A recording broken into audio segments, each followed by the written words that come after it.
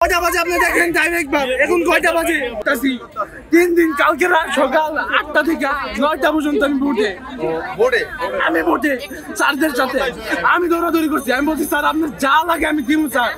আমার পরিবার বলছে যা লাগে সব দেওয়া হইবে। ওনারা করে নাই জানানো হয়েছে। ওরা আমরা 12:30টার সময় গেছি, যাওয়ার পর এখন আমার স্যার আমার এই যে রেজিস্ট্রেশনটা দিছে, এখন উনি অ্যাডমিট খুঁজে আমার অ্যাডমিট পায় না, ওনার কাছে দেখতে পাইনি। পরে বলতেছে অন্য মিসের কাছে, তুমি অন্য আমার যে কে আবার ক্লাস টিচার মিস, উনি বলতেছে যে ওনার কাছে আছে, আমরা ক্লাসে বলতেছে ওনার কাছে আছে, তারপর ওনার কাছে কিছু কেন নাই। সানবিট সব দিবে সামাল। সানবিট ম্যাজিক প্রেস ডিশওয়াশিং এর মাথা ঘোরানো সলিউশন।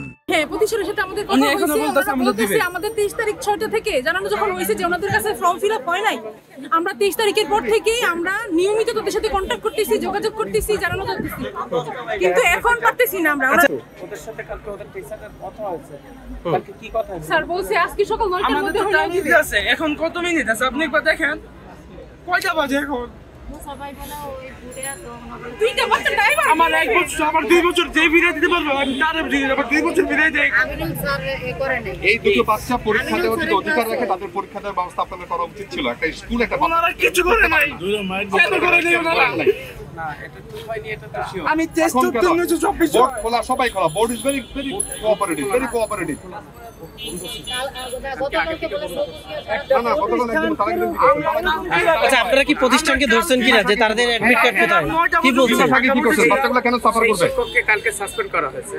হ্যাঁ, এই বাচ্চাগুলো কেন সাফার করবে? ওনার সাবারিং আমার কি করব? আমি সাবারিং গুলো আমার কি? আমি দুটো বিজয় যাব আমার। আচ্ছা, সে কি লিগ্যাল স্টুডেন্ট না? লিগ্যাল স্টুডেন্ট, তার রেজিস্ট্রেশন আছে, একজন। হ্যাঁ, তাহলে সে পরীক্ষা দিতে পারবে না কেন?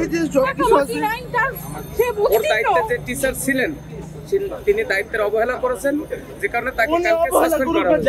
দায়িত্ব না, ওনার ক্লাসে যদি 10টা বাচ্চা থাকে, 10টা বাচ্চার অ্যাডমিট কার্ড আসছে কিনা? আচ্ছা, সাসপেন্ড করছেন কবে?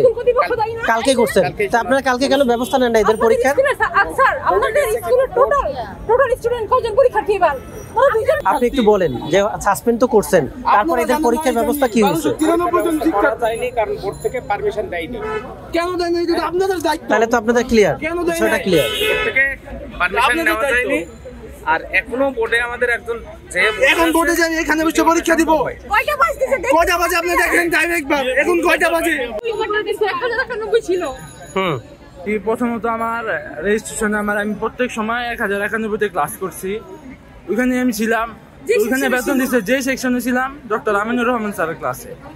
তো আমার 6 মাস পর আমি টেস্ট উত্তীর্ণ হওয়ার পর আমি যখন সেকেন্ড ইয়ারে উঠলাম, তখন আমার আসলো যে আমার রেজিস্ট্রেশন আসলো যে আমার 2091 হয়ে গেছে।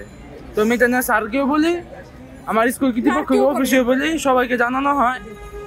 তো ওনারা বলে এটার কোনো নাই, যে এখন মাইনা দিতে হবে। আমি বললাম যে আচ্ছা, পরীক্ষা তো আমি দিব, আমি সব ইয়াতে মাইনা নিলাম। আমি 2091 ইয়ে করবো, আমার জন্য পরবর্তীতে সময় ইয়াতে না আসে।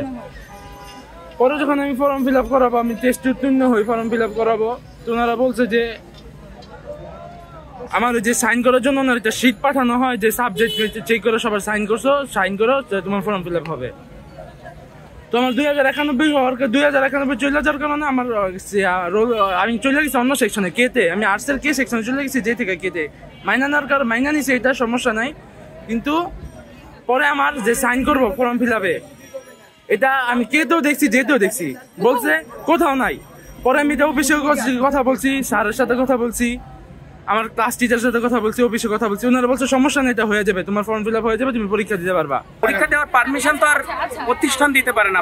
পরীক্ষা দেওয়ার পারমিশন দিবে তো বোর্ড না দিলে তো আমাদের আপনি বোর্ডের সাথে কথা বলা হয়েছে, কালকে অনেকবার কথা বলা হয়েছে, বোর্ড কারো কথা শুনতেছেন না। এরকম আরো আমাদের প্রতিষ্ঠানের হলো 2টা, টোটাল 57 জন স্টুডেন্ট নাকি এই অবস্থায় আছে। এটা আমার শোনা কথা, আমি শিওর না। আচ্ছা আপু, এখন আপনাদের দাবি কি বলেন? আমরা আমাদের বাচ্চাদের, আমার ভাই তার বিচার চাই, তার ভবিষ্যতের জন্য। তারা কি করবে, তারা ডিসিশন দিবে। আমার মাথায় এখন আর কিছু আসতেছে না। আমরা কি বলবো, আমার পরিবার সবাই ভেঙে আমার ভাই গাজীপুর থেকে উত্তরতে এসে 1 বছরের পরিশ্রম, রোদ বৃষ্টি নাই, সে 6টা বাজে এসে কোচিং করে। গাজীপুর